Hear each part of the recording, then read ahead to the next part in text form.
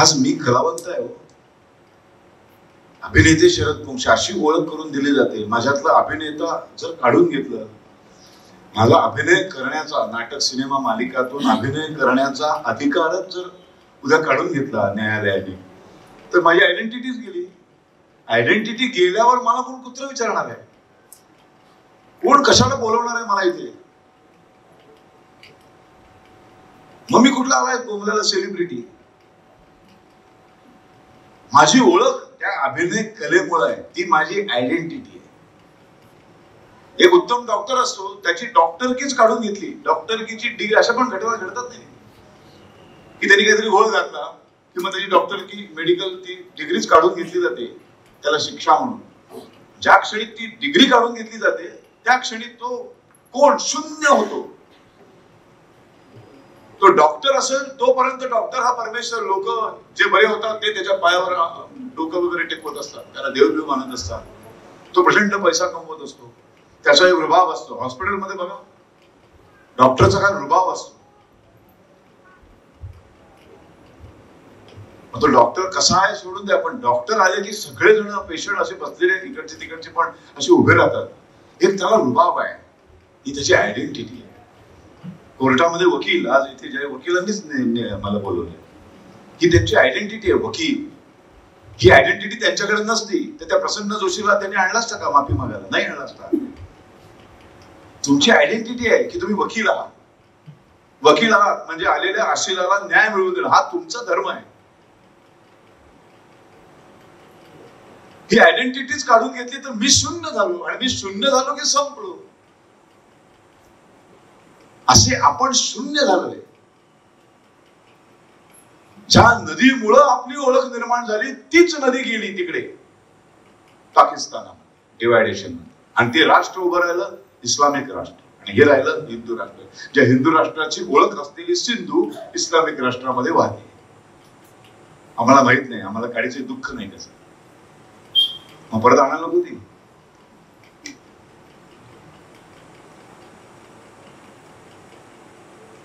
आणली पाहिजे ना परत. ओघात आलं म्हणून सांगतोय, विषय नाही तो आजचा. हिंदुस्थानामध्ये एकच माणूस मरताना हे लिहून गेलाय की मी मेल्यानंतर माझ्या अस्थींचं विसर्जन ज्या क्षणी ती सिंधू परत हिंदुस्थानात वाहील तेव्हाच त्या सिंधू नदीमध्ये माझ्या अस्थी विसर्जित करा. तोपर्यंत त्या अस्थी घरामध्ये पिढ्यान पिढ्या जतन करून ठेवा, असं एकाच माणसाने सांगितले. त्याचं नाव आहे नथुराम गोडसे.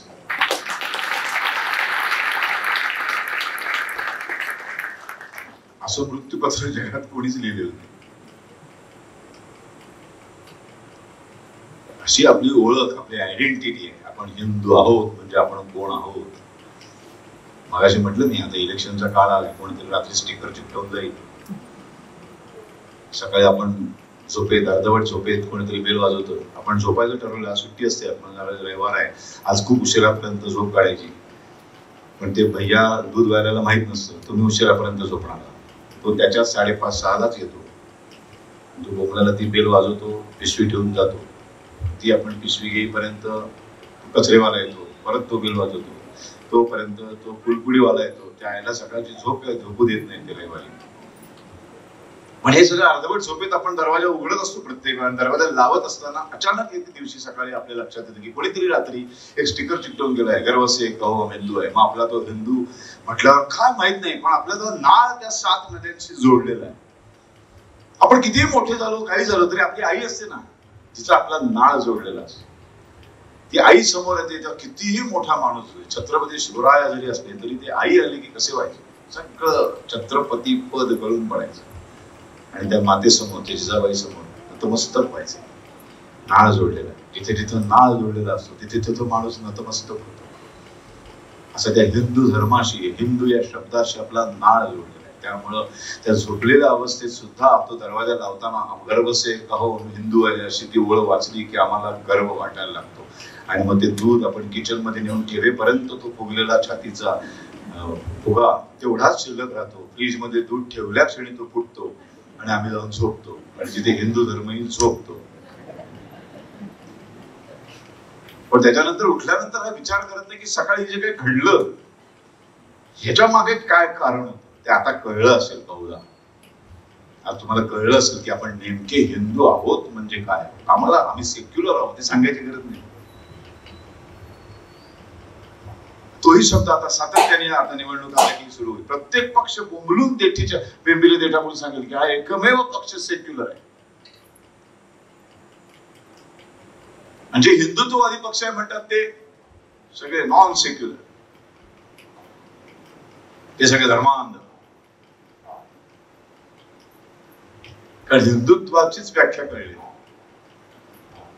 आता थोडस सेक्युलरिझम सर्व धर्म समभाव समजून घेऊया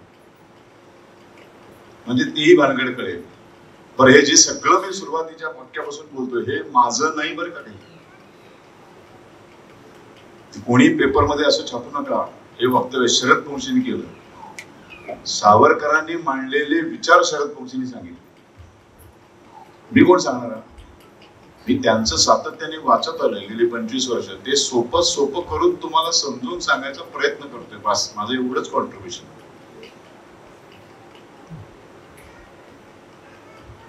पटकन आपल्याला सेक्युलरिझम आणि सर्व धर्म समभाव एकच वाटतं, बरोबर ना. काय ह्याच्यात काय फरक आहे. सर्व धर्म समभाव मराठी शब्द आहे, सेक्युलरिझम इंग्रजी शब्द आहे, अर्थ एकच आहे असं वाटतं आपल्याला. नाही, खूप मोठी तफावत आहे. सर्व धर्म समभाव म्हणजे जेवढे काही धर्म मानतो आपण, ज्या धर्म संस्था मानतो आपण, त्या सर्व धर्मांचा समान आदर करणं, एकाच भावनेने त्या प्रत्येक धर्माकडं, धर्माच्या माणसाकडं बघणं, समान आदराने बघणं, याला म्हणतात सर्व धर्म समभाव. सेक्युलरिझमचा सावरकरांनी मराठीमध्ये शब्द केलाय इहवाद.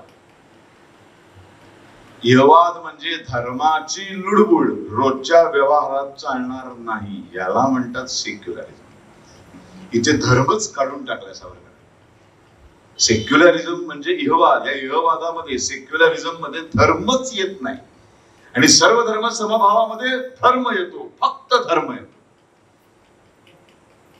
उपस्थित असलेल्या सर्व धर्मांना समान भावनेने बघणं, समान आदर करणं, त्या सर्व धर्मियांचा समान प्रेम करणं, याला म्हणतात सर्व धर्म समभाव. सेक्युलरिझम मध्ये धर्मच येत नाही. सेक्युलरिझम म्हणजे इहवाद. धर्माची लुडबुड रोजच्या व्यवहारात चालणार नाही, याला म्हणतात सेक्युलरिझम. आता तुम्हीच सांगा या देशातला असा एक पक्ष मला नाव सांगा की जो खऱ्या अर्थाने सेक्युलर आहे. एकही नाही. धर्माची लुडबुड आणली नाही तर तुम्हाला राजकारणच करता येणार.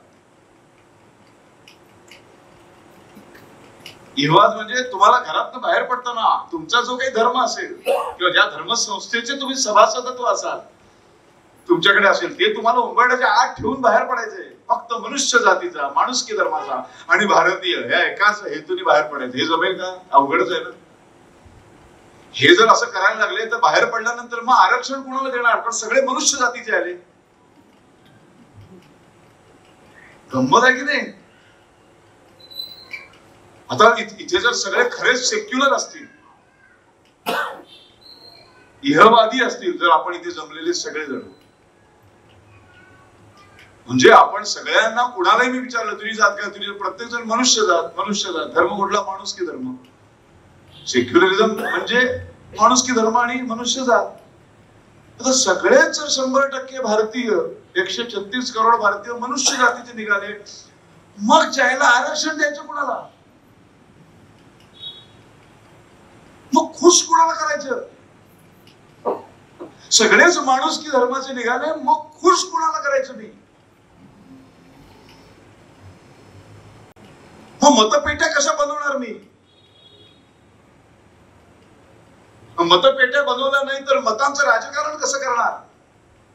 रंग कसे वाटून घेणार. महापुरुष कसे वाटणार. आंबेडकर तुमचे, सावरकर आमचे, गांधी तुमचे, सावरकर आमचे, गांधी आमचे, सावरकर तुमचे. ते खोळा मुलगा बोलतो ना का तिकडे येण्यासारखा. अक्कला काय झालं ते.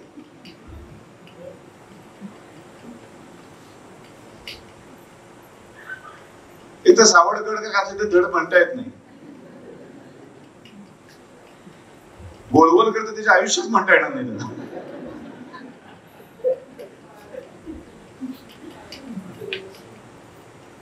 पण बोलतो सावरकरांबद्दल आणि चिडवतो त्यांना, त्यांच्या नकला करतो. माफी न मागे, अरे तुझ्या आजीचा इतिहास आधी समजून गेले.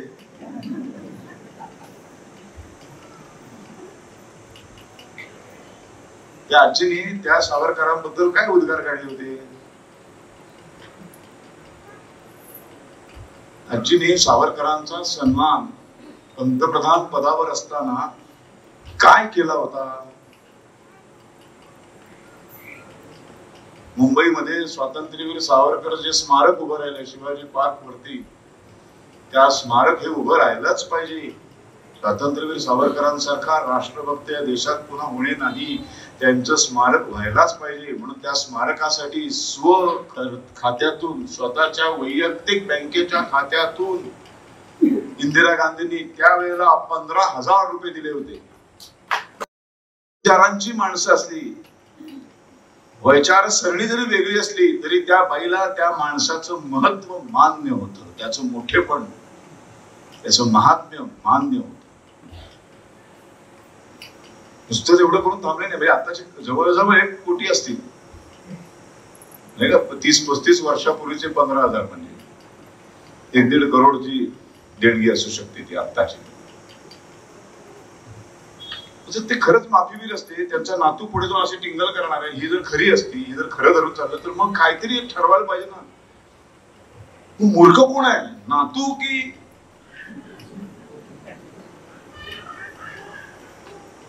त्यांना म्हणूच शकत नाही आपण, कारण त्यांनी त्यांचं कर्तृत्व सिद्ध केलेलं आहे. एक स्त्री असून काय असायला पाहिजे? बाळासाहेब ठाकरेंनी एका भाषणामध्ये फार छान वाक्य म्हटलं होतं, काँग्रेसमधला एकमेव पुरुष ती म्हणजे इंदिरा गांधी. बाळासाहेबांनी म्हटलेलं आहे.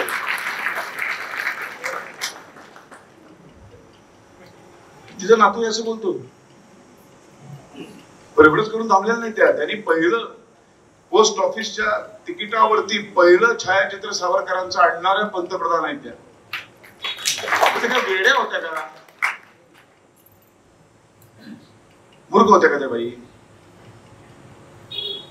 एकटी बाई अख्ख्या एवढ्या 542 पुरुषांना नाचवत होते लोकसभेमध्ये. ती काय मूर्ख होती? ऐकतात नाचतो.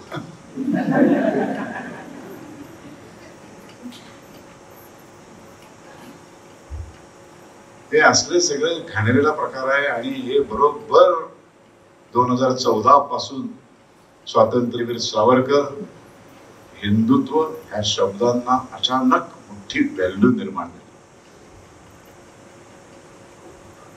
हा हिंदू धर्म कसा आहे आणि अशा पद्धतीचं एक हिंदू राष्ट्र उभं राहायला पाहिजे, ही सावरकरांची संकल्पना होती. म्हणून त्यांनी सनातन हिंदू धर्म हा जात आणि वर्ण मानणार आहे. सावरकरांचे विचार फारच 50-60-100 वर्षांनंतरचे विचार आहे. पटकन पचत नाही, पटकन रुचत नाही, समजत नाही. सावरकर स्वतःही म्हणायचे, मी मांडलेले विचार 30-40 वर्षांनंतर समाजाला पटतात, पण तितकी वर्ष वाट बघायची माझी तयारी आहे. म्हणजे याचा एक छोटासा किस्सा सांगतो की एकदा समाजवादी नेते SM जोशी, त्यांना सावरकर श्री म जोशी म्हणायचे. एकमेव सावरकर श्री म जोशी म्हणायचे. ते अचानक सावरकरांकडे गेले. तेव्हा सावरकरांचं 60 वर्ष पूर्ण झाले. 60वा वाढदिवस साजरा करायचा तुमचा, याल का सत्कार करायचा? ते येतो म्हणाले, पण तुम्ही अचानक माझा सत्कार कसा काय करता? आयुष्य तुमचं मला शिव्या देण्यात गेलं नाही. म्हणा तुम्ही जर सत्काराला आलात तर व्यासपीठावर मी त्याचं उत्तर देईन. सावरकर सत्कार करता चांगली गोष्ट आहे, येतो, स्वीकारला आमंत्रण. सगळे समाजवादी बसले एकटे सावरकर मध्ये सत्कार मूर्ती. ते सगळं शाल शेप ते काय मानपत्र वगैरे दिलं. मग श्रीमंत जोशी उभे राहिले, म्हणाले मी निमंत्रण द्यायला गेलो तेव्हा तात्यारावांनी मला विचारलं की तुम्ही आयुष्य शिव्या देण्यात गेलं, आता माझा सत्कार कसा काय करतात? तर मी आज त्यांना जाहीरपणे उत्तर देतो. या विनायक दामोदरनी वयाच्या 25व्या वर्षी 1857चं स्वातंत्र्य समर हा ग्रंथ लिहिला, ज्यांनी संपूर्ण जगामध्ये क्रांती घडवली. तो ग्रंथ लिहिताना ह्याचं वय 25 होतं. आणि त्या ग्रंथामध्ये सर्व धर्म समभाव यांनी लिहिलेला आहे. हिंदू मुस्लिम ऐक्याचं जोरदार समर्थन केलेलं आहे. सर बहादूर शाह जफरचं तोंड फाटेस्तवर या विनायक दामोदरनी वयाच्या 25व्या वर्षी लिहिलेल्या ग्रंथामध्ये समर्थन केलेलं आहे.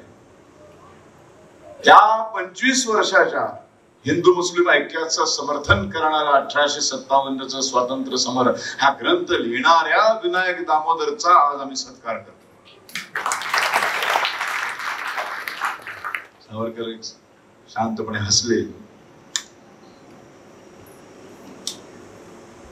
मग शेवटी सत्कारमूर्ती सत्काराला उत्तर द्यायला गेले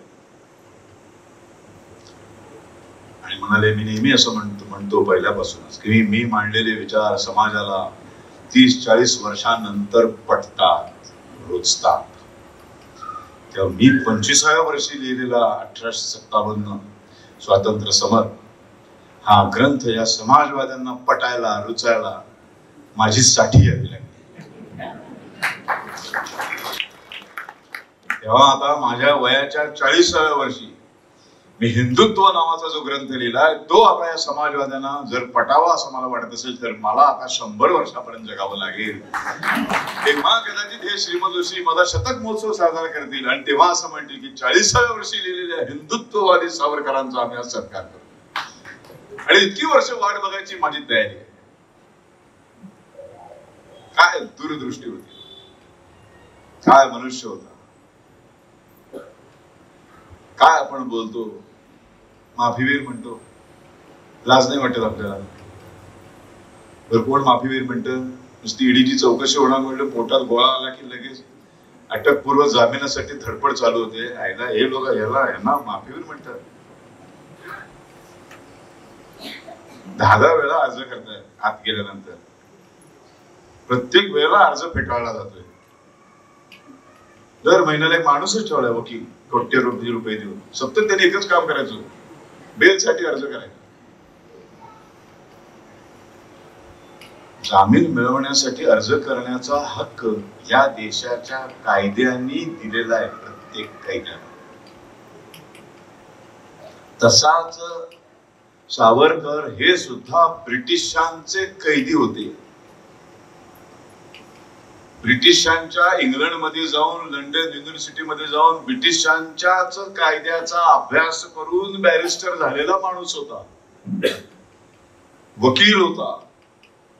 त्यांना माहित होतं की ब्रिटिशांच्या कायद्यानुसार ब्रिटिशांनी अटक केलेल्या प्रत्येक राजकीय कैद्याला, स्पेशल प्रिझनरला काही हक्क दिलेले आहे. त्याच्यामध्ये एक हक्क दिलाय तो म्हणजे ॲम्नेस्टी पिटिशन. त्याचा एक्झॅक्ट मराठी अर्थ नाही येत ना, बरोबर ना? एक्झॅक्ट मराठी अर्थ नाही त्याला, पण आपण जवळ जाणारा अर्थ म्हणजे दयेचा, पण तो एक्झॅक्ट नाहीये. त्याला मर्जी पिटिशन पण म्हणतात, पण तो ऍक्युरेट अर्थ नाहीये. म्हणजे आत्ताचं बेल, जामीन, एक तर अटकपूर्व जामीन किंवा अटक केल्यानंतर जामीन अर्ज कर. आणि असं जामीन अर्ज केल्यानंतर माणसं सुटतात. पण भुजबळ सुटले नाहीत का? 3 वर्षानंतर का होईना पण तो मंजूर झाला आणि ते सुटले. म्हणजे 3 वर्ष सतत करत होते ना, सातत्याने प्रयत्न करत राहिले. मग एक दिवशी यश आलं त्यांना आणि ते सुटले. सुटल्यानंतर मग आपल्याला मंत्री झाले. निर्दोष मुक्तता नाहीये, पण सुटले. त्या अर्जावरून सुटले. तो कायद्याने दिलेला अधिकार आहे, तोच अधिकार सर्व राजकीय कायद्यांना दिलेला होता. बरं, सावरकर आणि सगळे राजकीय कैदी जे अंदमानामध्ये सडत होते, त्यांनी मनी काय ते लँड काय म्हणतात त्याला, मनी लॉन्ड्रिंग वगैरे केलेलं नव्हतं. दाऊद बरोबर हात मिळवणी करून कुठल्या जमिनी सावरकरांनी विकलेल्या नव्हत्या. देश स्वतंत्र व्हावा, राष्ट्र स्वतंत्र व्हावं, माझी भारत माता स्वतंत्र व्हावी, 36 करोड माणसं स्वतंत्र व्हावी म्हणून ते लढत होते. त्यांचा गुन्हा फक्त आणि फक्त देशावर नितांत प्रेम करणं हा गुन्हा होता. ते डाके मारलेले नव्हते, त्यांनी गुन्हे केलेले नव्हते, त्यांनी बलात्कार केलेले नव्हते, चोऱ्या केलेल्या नव्हत्या, दरोडे टाकलेले नव्हते, मर्डर केलेले नव्हते. फसवून कोणाचे जमिनी काबीज केलेल्या नव्हत्या, खोटा FSI आणून 10 मजले वाढवलेले नव्हते, 12-15 बंगले बांधलेले नव्हते, असलं काही केलेलं नव्हतं. स्वातंत्र्यासाठी लढत होता माणूस. म्हणून अंदमानात गेल्या गेल्या त्यांनी सगळ्या राजकीय कैद्यांना गोळा केलं आणि सांगितलं जिथे जे जे क्षण त्यांना मिळायचे सगळ्यांबरोबर बोलायला, ते सगळ्यांना सांगत राहिले की हा अर्जाची. बरं, तिथल्या सर्व राजकीय कैद्यामध्ये एकच इतका विद्वान आणि सुशिक्षित माणूस आहे जो बॅरिस्टर झालेला आहे. त्यामुळे नकळतपणे सर्व अंदमानातल्या राजकीय कैद्यांचं नेतृत्व आलं त्या माणसाकडे, ज्याला कायदा माहितीये, ज्याला ब्रिटिशांचा कायदा माहितीये. आपण इथून कशा कशा पद्धतीने सुटका करून घेऊ शकतो ते सगळे मार्ग अवलंबले पाहिजे. पण कुठल्याही परिस्थितीमध्ये शत्रूच्या तावडीतून सुटणं ह्यालाच राजधर्म म्हणतात, याला राजकीय मुत्सद्देगिरी म्हणतात, जी छत्रपती शिवरायांनी अवलंबली. नाही का, औरंगजेबाच्या तावडीतून निसटले, असं नाही म्हणाले मी या औरंगजेबासमोर वाकणार नाही, मोडेन पण वाकणार नाही, काय तर मरून जाईल मी इथेच, पण मी इथून जाणार नाही कुठे पळून मिळून, असं नाही म्हणाले. पळाले ते. शिवाजी महाराज भेटायला पळाले ना. जे जे मार्ग अवलंबायचे होते ते ते मार्ग अवलंबले, पळाले. अफजल खान चाल करून आला.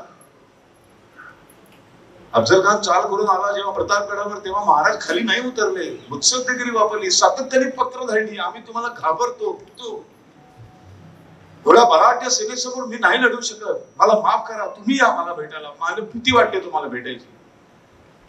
ते खरंच घाबरट होते का, पळपुटे होते का? नव्हते. आपण म्हणतो का शिवाजी महाराजांना की महाराज पळपुट? नाही म्हणू शकत, देव माणूस होता तो. आपण साक्षात 33 कोटी देवांच्या रांगेत नेऊन बसवतो त्यांना.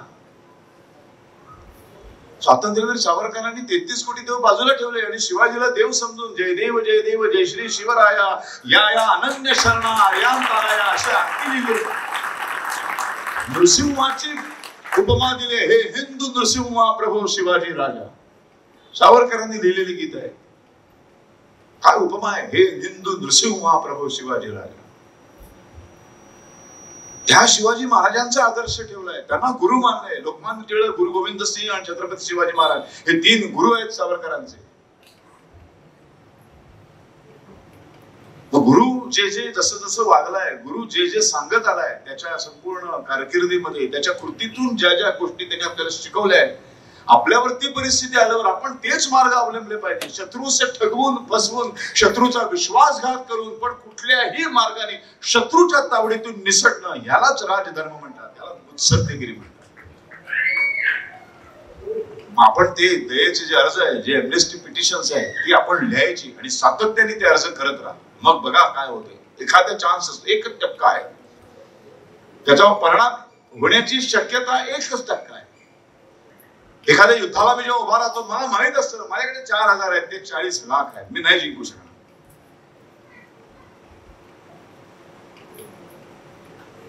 मी जिंकू शकणार नाही म्हणून मी लढलोच नाही, तर मी 1000% हरणार. पण तो 1% आहे, काहीतरी चमत्कार घडू शकतो आणि 1% उलट पण होऊ शकतं आणि तो 1% जिंकू शकतो. पण मी लढलो तर तो 1% यशस्वी होण्याची आणि मी जिंकण्याची शक्यता निर्माण होते. पांडव 5च होते ना.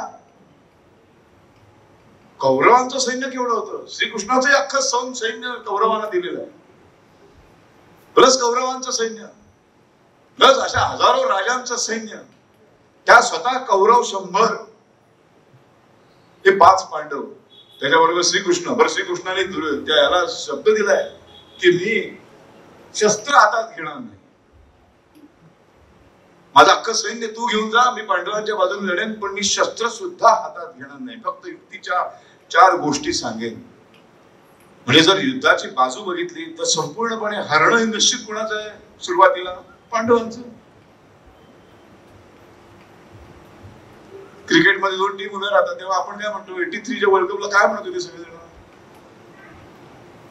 वेस्ट इंडिजच जिंकणार. त्याच्या आधीचे 2 वर्ल्ड कप जिंकलेले होते, जगज्जेता. बरं, काय माणसं होती ती 11. त्याच्यासमोर ही माणसं. जिंकण्याची 1% शक्यता होती.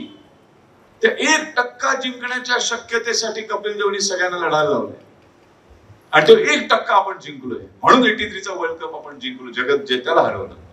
सावरकर म्हणायचा 1% असतो.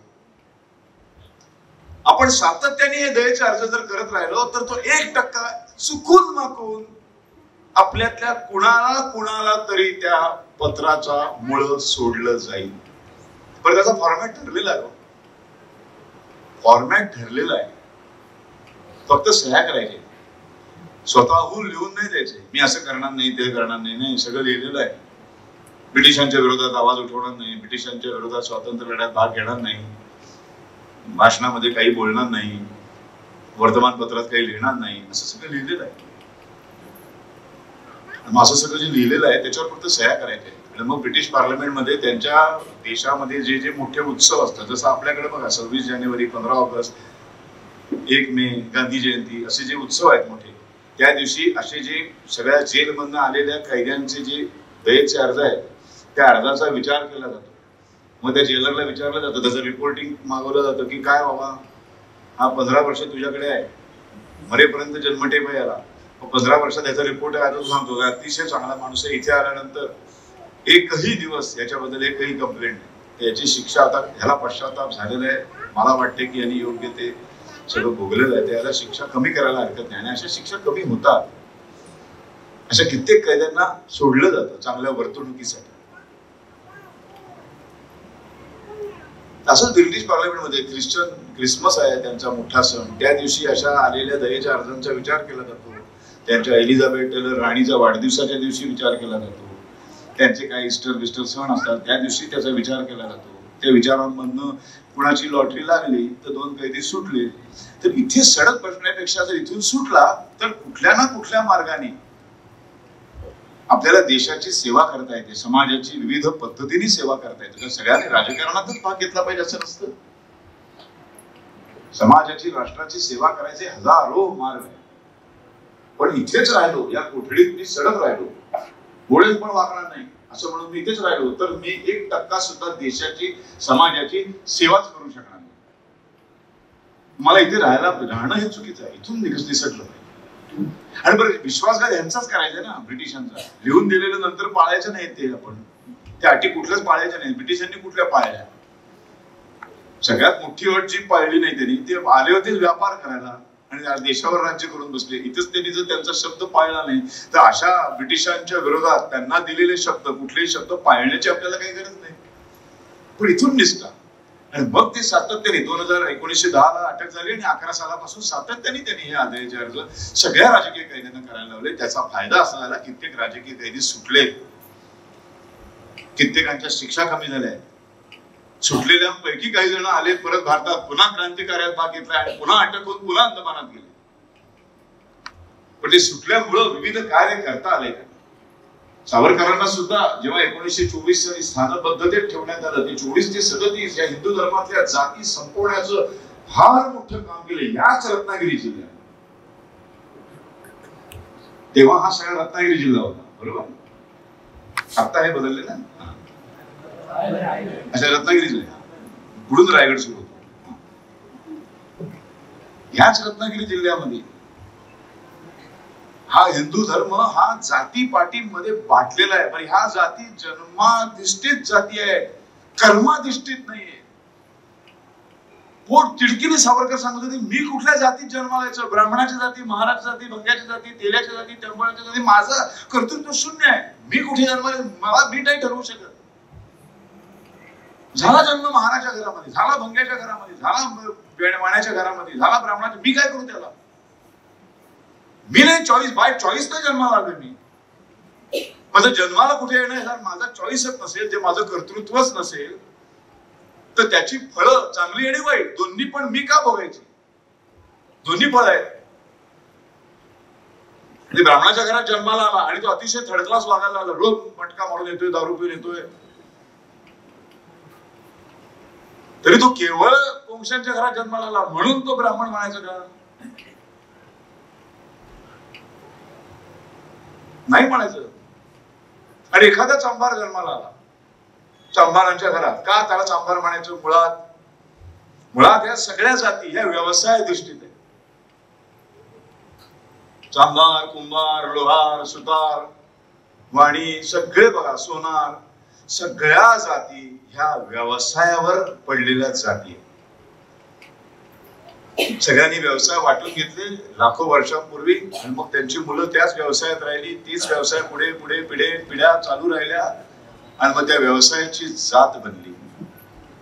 आणि सावरकरांना ही जातच मान्य नाही, आणि सनातन हिंदू धर्म या जाती मानणारा आहे,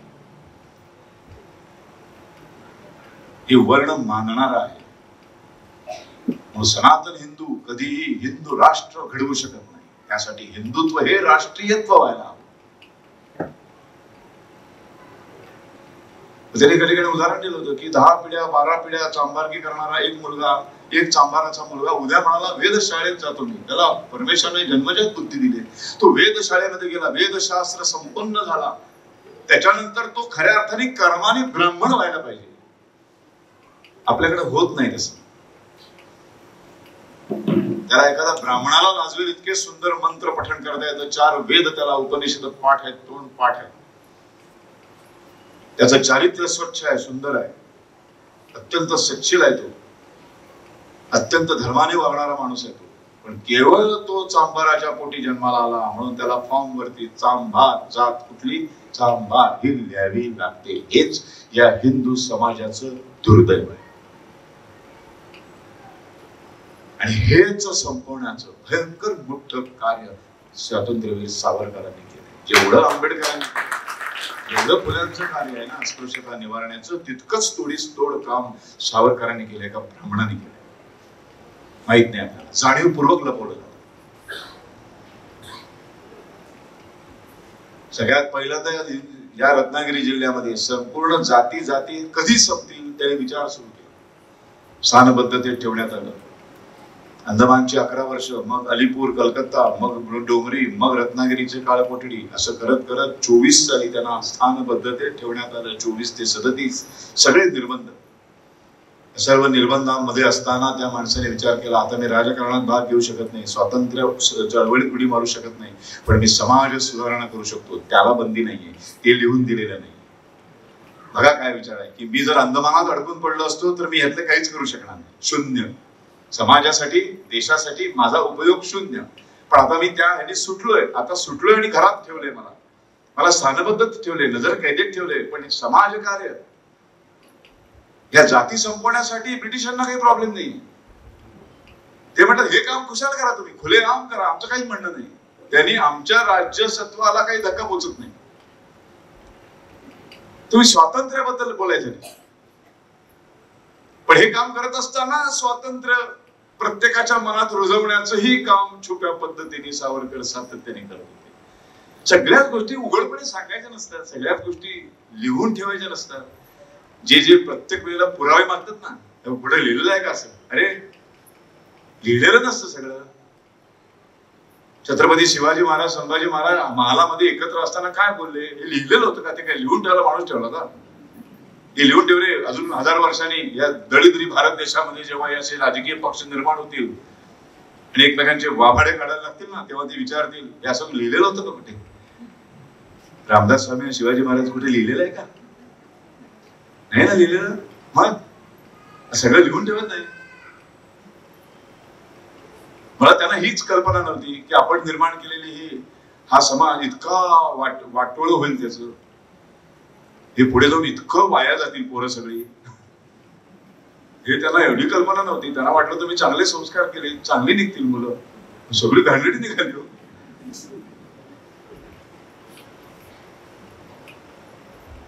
प्रत्येक गोष्टीला पुरावा नसतो काय, पण तरी सुद्धा वसंत कराडकरांनी लिहिली ना नाटकं.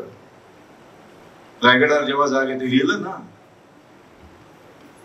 औरंगजेबासमोर संभाजीला आणल्यानंतर काय भाषण झाले कोणाला माहिती हो, मला सांगा.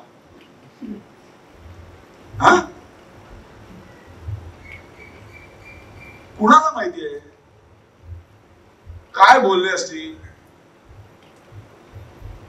पण इतिहासातल्या नंतरचे सगळे संदर्भ लक्षात घेऊन कानेटकरांनी स्वतःची कल्पना शक्ती लावली आणि ते संवाद दिले ना, की शिवाजी संभाजीला असं असं म्हणाला असेल, संभाजी शिवाजीला असं असं म्हणाला असेल. प्रत्येक वेळेला पुराव्याची गरज नसते. पुरावे मागणार तुम्ही कोण? तुमची काय लायकी आहे? तुमचा काय अधिकार आहे पुरावे मागण्याचा? कुणाकडे मागताय पुरावे? कुणाबद्दल बोलतोय आपण?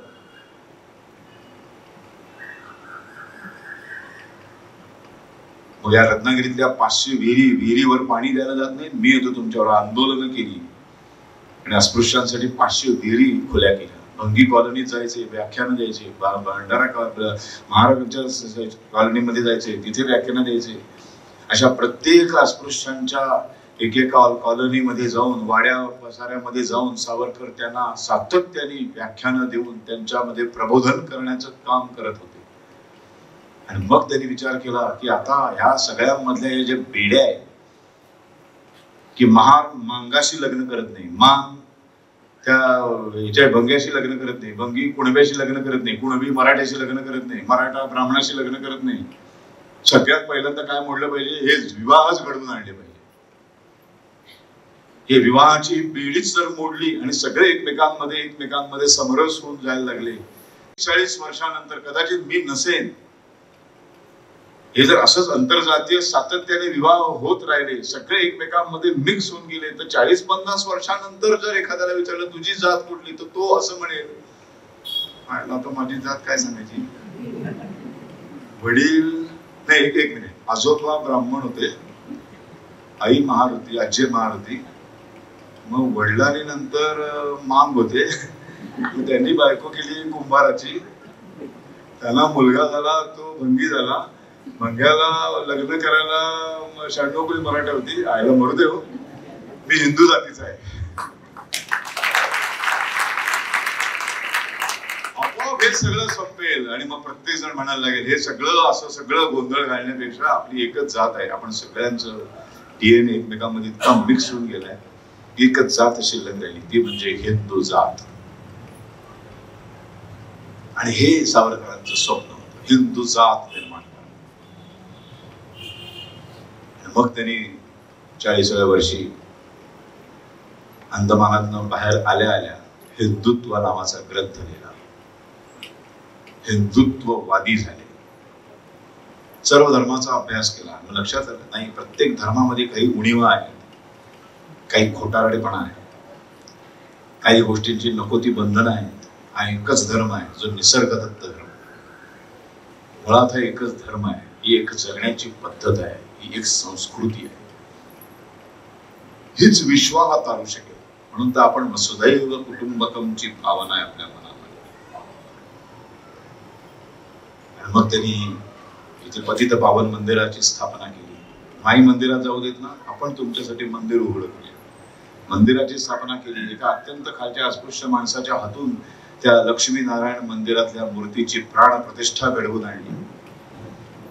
सहभोजनाचे कार्यक्रम केले. सगळ्यांना बायकांना सांगायची, ब्राह्मणापासून ते खालच्या जातीपर्यंत प्रत्येक बाईला सांगायची की जा तांदूळ आणि डाळ आपापल्या घरातनं घेऊन या. आणि त्या मंदिरामध्ये सगळ्यांची तांदूळ डाळ एकत्र केली जायची, ती शिजवली जायची आणि मग सहभोजन व्हायचं. सगळे मांडीला मांडी लावून जात संपून एकमेकाच्या मांडीला मांडी लावून बसायचे आणि सहभोजनाचे कार्यक्रम केले. आंतरजातीय विवाह सुरू केले. सर्व विवाह विहिरी खुल्या केल्या, मंदिर उभं केलं, हॉटेलं उभी केली. हॉटेलाच्या गल्ल्यावर वेळ मिळाला की जाऊन बसायचे रत्नागिरीतल्या आणि अस्पृश्याला बोलवायचे, ये चहा प्यायला. आणि मग वरच्या जातीतल्या माणसाला त्याला चहा द्यायला लावायचे, त्याच्या बरोबर बसून प्यायला लावायचे. केवढं मोठं काम या 24 ते 37 या काळामध्ये तात्यारावांनी केलं. आम्हाला हे बघायचंच नाही. काय गंमत आहे. पण 66ला तात्याराव गेले, आज 55 वर्ष झाली सावरकरांना जाऊन. पण आजही जर हिंदू धर्मियांना दुखावायचं असेल तर एकाच माणसाचा अपमान करायचा की समस्त 80% दुखावतात. ही सावरकर नावाची ताकद आहे. पण सावरकरांच्या पाठी कुठलाच राजकीय पक्ष नाही. ठामपणे एकही राजकीय पक्ष सावरकरांचा फक्त त्यांच्या फायद्यानुसार वापर करून घेतात.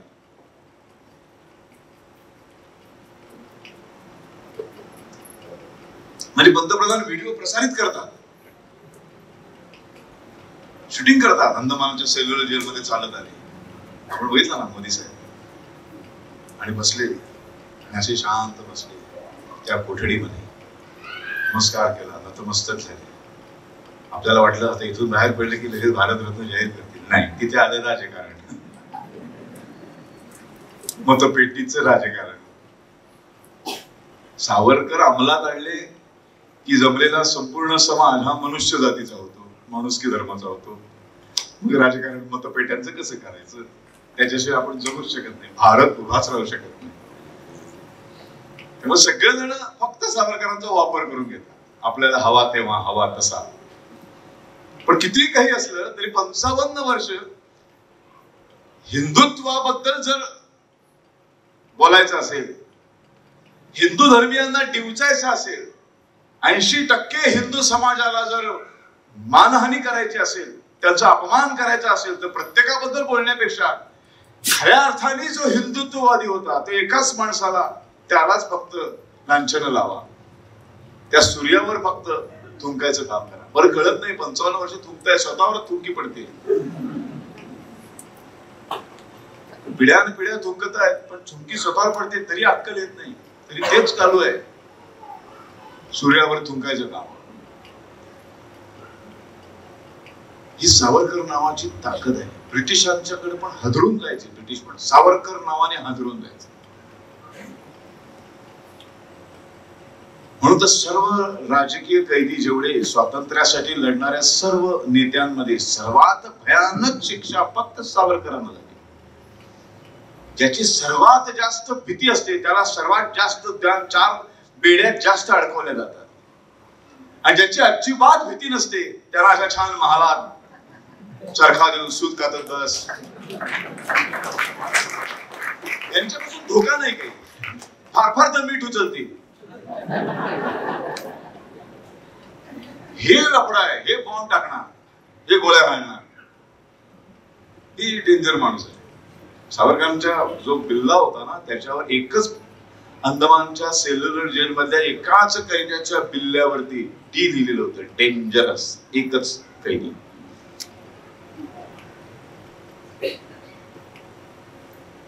असं या सावरकरांचं हिंदुत्व. आपण हिंदू आहोत म्हणजे नेमकं काय आहोत, सावरकर ही चीज काय आहे, आणि राष्ट्र जातीपातींच्या पलीकडे कसं केलं पाहिजे, आपण संपूर्ण समाज एक हिंदू म्हणून कसे जगलो पाहिजे, हे आता पुन्हा नव्याने विचार करण्याची गरज निर्माण झाली. हा ब्राह्मण, हा हे नको. आपण ह्याच्यामध्ये आपली सगळी शक्ती वाया घालवतो. एक काश्मीर फाईल नावाचा एक सिनेमा आलाय, त्यांनी आपल्या डोळ्यामध्ये अंजन घातलंय. त्या फाईल पिक्चर बघितल्यावर मी एक ट्विट केलं होतं त्याच दिवशी रात्री. प्रीमियरला बोलवलं होतं मला, त्या दिवशी रात्री मी ट्विट केलं होतं. आजही ते आहे माझ्या अकाउंटवर. जिथे जिथे ज्या ज्या विभागात हिंदू अल्पसंख्य होता तिथे तिथे काश्मीर फाईल घडतो, असं माझं ट्विट आहे, अजूनही आहे. तुम्ही अल्पसंख्य झाला की तुम्ही संपलात म्हणून समजा. आज आपण बहुसंख्य आहोत, ते अल्पसंख्य आहे. म्हणून त्या अल्पसंख्याकांना जेवढ्या सोयी सुविधा आपण देतो आहोत, ते ज्या दिवशी बहुसंख्य होती 51%, आपण 49%, त्या दिवशी त्या सोयी सुविधा आपल्याला कधीच मिळणार नाही. त्या दिवशी हजारो वर्षांचा इस्लामचा, मोगल सम्राटांचा जो इतिहास आहे तो आठवून बघा. साधारण 1112व्या शतकापासून ते छत्रपती शिवाजी महाराजांनी ही मोगलांची सगळी मुस्लिम शाही थोपवण्यापर्यंतचा काळ 450 वर्ष आठवून बघा. तुम्ही अल्पसंख्य आहात म्हणून तुमच्यावर कधीच दया दाखवलेली नाही. जिथली इस्लामिक राष्ट्र या जगामध्ये आहे त्या प्रत्येक देशात जाऊन तिथल्या मुसलमान नसलेल्या धर्मियांना एकदा विचारा की तुम्ही इथे कसे राहता, तेव्हा तुम्हाला कळेल की मुस्लिम बहुमोल झाल्यानंतर हिंदूंची काय अवस्था होणार आहे. आणि छोटीशी झलक त्या काश्मीर फाईल मधून आपल्याला दाखवतो. अल्पसंख्य झाल्यानंतर काय होतं त्या दृष्टीने आता पश्चिम बंगाल पुढे वाटचाल करतोय, आसाम, केरळ सगळं तिकडेच चाललंय. आणि महाराष्ट्राची जरी अशीच परिस्थिती राहिली तर महाराष्ट्रही त्याच मार्गावर जायला वेळ लागणार नाही. अलांची स्पर्धा घेतोय